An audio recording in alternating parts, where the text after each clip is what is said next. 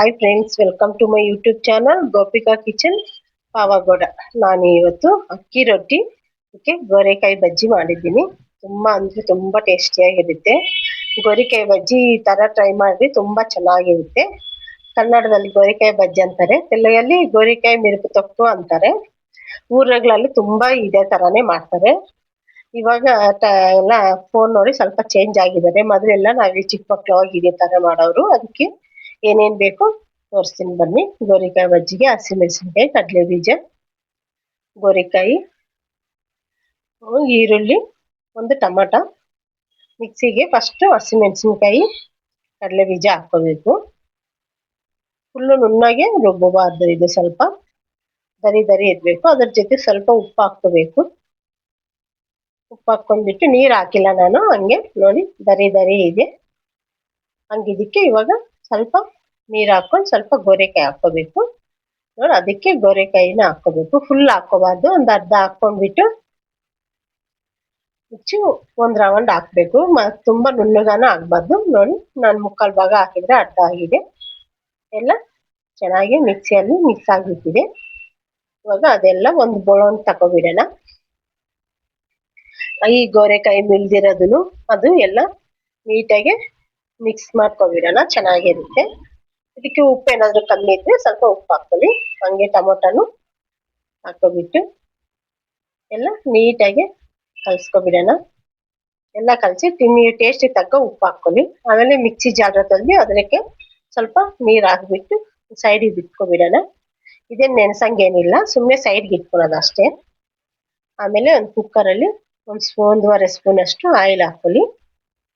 Oil ಬಿಸಿ ಆದ್ಮೇಲೆ ಸ್ವಲ್ಪ ಸಾಸಿವೆ ಕಾಳು ಹಾಕೋಬಿಟ್ಟು, ಆಮೇಲೆ ಕರಿಬೇವು ಸೊಪ್ಪು, ಈರುಳ್ಳಿ ಹಾಕೋಬಿಟ್ಟು, ಈರುಳ್ಳಿ ಗೋಲ್ಡನ್ ಕಲರ್ ಬರೋವರೆಗೂ ಚೆನ್ನಾಗಿ ಫ್ರೈ ಮಾಡ್ಕೋಬೇಕು. ಸ್ವಲ್ಪ ಹೊತ್ತು ಫ್ರೈ ಮಾಡ್ಕೊಂಡ್ರೆ ಸಾಕು, ಅದು ಗೋಲ್ಡನ್ ಕಲರ್ ಬಂದ್ಬಿಡುತ್ತೆ. ಆ ತರ ಬಂದಿದ್ದಕ್ಕೆ ಗೋರೆಕಾಯಿದೆಲ್ಲ ಮಿಕ್ಸಿಗೆ ಹಾಕಿ ಎತ್ತಿಟ್ಕೊಂಡಿದ್ದೀವಲ್ಲ, ಅದೆಲ್ಲ ಹಾಕೋಬಿಡೋಣ. ಅದಕ್ಕೆ ಹಾಕೋಬಿಟ್ಟು ನೀಟಾಗಿ ಕೆಳಗಡೆ ಮೇಲ್ಗಡೆ ಎಲ್ಲ ನೀಟಾಗಿ ಫ್ರೈ ಮಾಡ್ಕೊಳ್ಳೋಣ. ಈ ತರ ಮಾಡ್ಕೊಂಡು ತಿಂದ್ರೆ ಗೋರೆಕಾಯಿ ಗೊಜ್ಜು ಅದು ತುಂಬಾ ಅಂದ್ರೆ ತುಂಬಾ ಚೆನ್ನಾಗಿರುತ್ತೆ, ಅಷ್ಟೇ ಟೇಸ್ಟಿಯಾಗಿರುತ್ತೆ.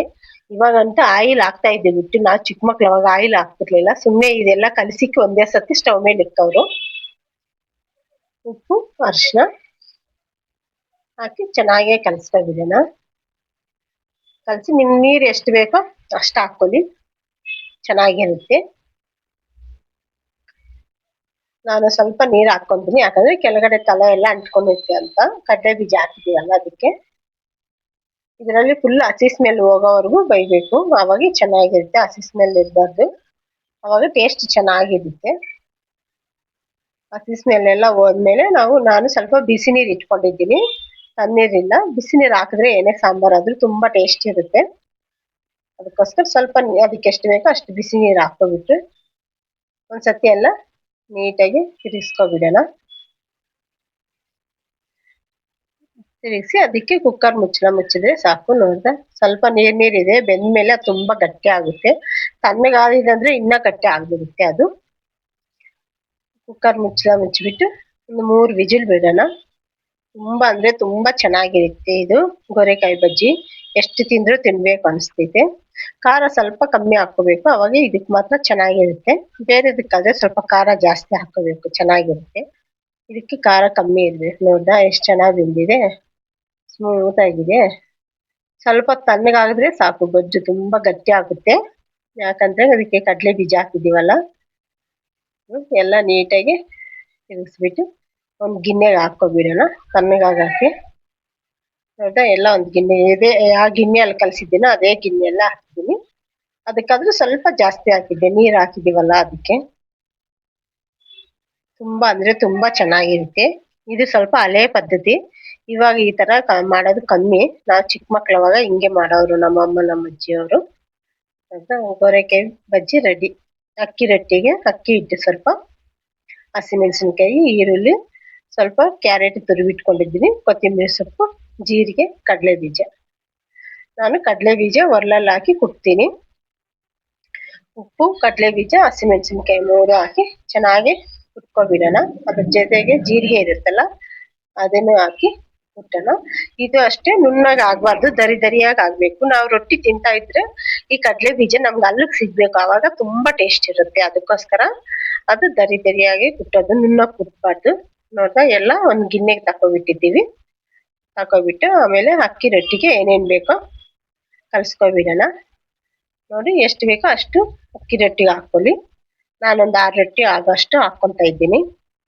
ನಾನು ಅಳತಿ ಮಾಡಿಲ್ಲ, ಒಂದು ಗಿನ್ನೆಯಲ್ಲಿ ನೀವು ಅಳತಿ ಮಾಡ್ಕೊಳ್ಳಿ. ಅಷ್ಟು ಹಾಕೊಬಿಟ್ಟಿದ್ವಿ. ಅದಕ್ಕೆ ಚಿಕ್ಕದಾಗಿ ಕಟ್ ಮಾಡ್ಕೊಂಡಿದೀವಲ್ಲ ಈರುಳ್ಳಿ ಹಾಕೊಬಿಡೋಣ. ಈರುಳ್ಳಿ ತುಂಬಾ ಅಂದ್ರೆ ತುಂಬಾ ಚಿಕ್ಕದಾಗಿ ಕಟ್ ಮಾಡ್ಕೋಬೇಕು, ಅವಾಗ ಚೆನ್ನಾಗಿರುತ್ತೆ. ಆಮೇಲೆ ಕ್ಯಾರೆಟನ್ನು ಅಷ್ಟೇ ತುಂಬಾ ಚಿಕ್ಕದಾಗಿ ತುರ್ಮ್ಕೊಂಡಿದ್ದೀನಿ ನಾನು.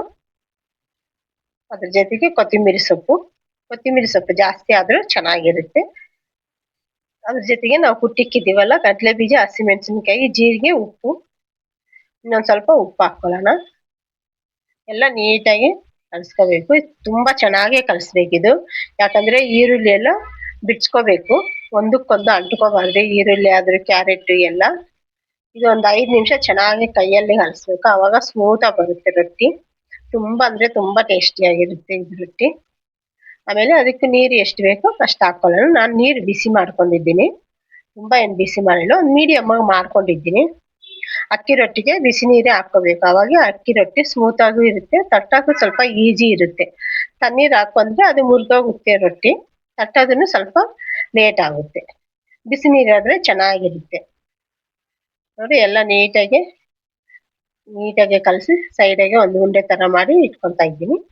ನಾನು ಒಂದು ಪೇಪರ್ ತಕೊಂಡಿದ್ದೀನಿ, ಅದ್ರ ಮೇಲೆ ಸ್ವಲ್ಪ ಆಯಿಲ್ ಹಾಕ್ಬಿಟ್ಟು, ರೊಟ್ಟಿಗೆ ಆ ಸೈಜ್ ಬೇಕೋ ನಿಮ್ಗೆ ಆ ಸೈಜ್ ತಕೊಳ್ಳಿ. ನಾನು ಆ ಪೇಪರ್ ಅಷ್ಟು ಸೈಜ್ ತಗೊಂಡಿದ್ದೀನಿ. ಆಮೇಲೆ ನೀಟಾಗಿ ಕೈಯಲ್ಲಿ ಹಿಂಗೆ ತಟ್ಕೊಬಿಡ್ಬೇಕು.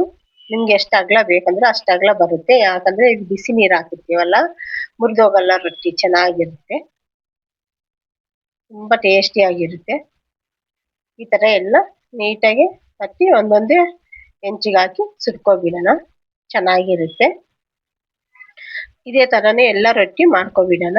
ಫಸ್ಟ್ ಹೆಂಚಿಗೆ ಆಯಿಲ್ ಒರೆಸ್ಕೊಬಿಡೋಣ. ಆಯಿಲ್ ಒರೆಸಿ ಅದ್ರ ಮೇಲೆ ನೀಟಾಗಿ ಹಂಗೆ ಸ್ಟವ್ ಸ್ವಲ್ಪ ಸಣ್ಣ ಇಟ್ಕೋಬೇಕು, ಪೇಪರ್ ಇಟ್ಕೊಳ್ಳೋವಾಗ ಹಂಗೆ ನೀಟಾಗಿ ಹಂಗೆ ಇಟ್ಬಿಡೋಣ ಅಷ್ಟೇ. ನೋಡ್ದಾ, ಚೆನ್ನಾಗಿದೆ. ಮೇಲ್ಗಡೆ ಎಣ್ಣೆ ಒರೆಸೋದು. ರೊಟ್ಟಿ ಅಂದ್ರೆ ಎಷ್ಟು ಚೆನ್ನಾಗಿರುತ್ತಂತೆ ಅಷ್ಟು ಚೆನ್ನಾಗಿರುತ್ತೆ. ಈ ರೊಟ್ಟಿಗೆ ಗೋರೆಕಾಯಿ ಬಜ್ಜಿ ತುಂಬಾನೇ ಚೆನ್ನಾಗಿರುತ್ತೆ. ನೀವು ಏನೇ ಚಟ್ನಿಯೇ ಮಾಡು, ಅಲ್ಲಿ ಎಲ್ಲ ಚಟ್ನಿಗಾದ್ರೂ ಈ ಗೋರೆಕಾಯಿ ಬಜ್ಜಿ ಅಷ್ಟೇ ಟೇಸ್ಟಿಯಾಗಿರುತ್ತೆ. ಹಂಗೆ ಒಂದೊಂದು ರೊಟ್ಟಿ ನೀಟಾಗಿ ತಟ್ಕೊಬಿಡೋಣ, ಚೆನ್ನಾಗಿರುತ್ತೆ ರೊಟ್ಟಿ ಮಾತ್ರ. ನೀವು ಒಂದ್ಸತಿ ಟ್ರೈ ಮಾಡ್ರಿ, ಹೇಗಿದೆ ಅಂತ ಹೇಳಿ. ಇದಕ್ಕಿನ್ನ ತರಕಾರಿ ಎಲ್ಲ ಹಾಕ್ತಾರೆ, ತರಕಾರಿ ಹಾಕಿದ್ರೇನು ಚೆನ್ನಾಗಿರುತ್ತೆ. ನಾನು ತರಕಾರಿ ಏನು ಹಾಕಿಲ್ಲ, ನಮ್ಗೆ ಹಿಂಗೆ ಇಷ್ಟ. ನಮ್ ಕಡೆ ಜಾಸ್ತಿ ಹೀಗೆ ಮಾಡೋದು ಅಕ್ಕಿ ರೊಟ್ಟಿ. ಇನ್ನ ಕಡಲೆ ಬೀಜ ಜಾಸ್ತಿ ಹಾಕ್ತಾರೆ, ನಾನು ಸ್ವಲ್ಪ ಕಡಲೆ ಬೀಜ ಕಮ್ಮಿ ಹಾಕಿದ್ದೀನಿ ಅಷ್ಟೇ. ಅಂತ ಎಲ್ಲ ರೊಟ್ಟಿ ಇದೇ ತರ ಮಾಡ್ಕೊಬಿಡೋಣ. ಯಾರಾದ್ರೂ ಹೊಸದಾಗಿ ನನ್ನ ಚಾನಲ್ ನೋಡೋರಿದ್ರೆ ನನ್ನ ಚಾನಲ್ ಸಬ್ಸ್ಕ್ರೈಬ್ ಮಾಡ್ಕೊಳ್ಳಿ, ಹಾಗೆ ಒಂದು ಲೈಕ್ ಮಾಡಿ. ನಾನ್ ಮಾಡೋ ಅಡಿಗೆ ಎಲ್ಲ ನಿಮ್ಗೆ ಇಷ್ಟ ಆಗುತ್ತೆ. ಇದ್ರ ಏನಾದ್ರೂ ಪ್ರಾಬ್ಲಮ್ ಇದ್ರೂ ಅದಕ್ಕೂ ಒಂದು ಕಮೆಂಟ್ ಮಾಡಿ, ನಾನು ನೋಡ್ತೀನಿ. ನೋಡ್ದಾ, ತುಂಬಾ ಚೆನ್ನಾಗಿದೆ. ಗೋರೆಕಾಯಿ ಬಜ್ಜಿ ಮಾತ್ರ ತುಂಬಾ ಸೂಪರ್ ಆಗಿರುತ್ತೆ. ಈ ಗೋರೆಕಾಯಿ ಬಜ್ಜಿ ಚಪಾತಿ, ರೊಟ್ಟಿ, ಮುದ್ದೆ ಎಲ್ಲದಕ್ಕೂ ಆಗುತ್ತೆ. ಓಕೆ, ಬಾಯ್.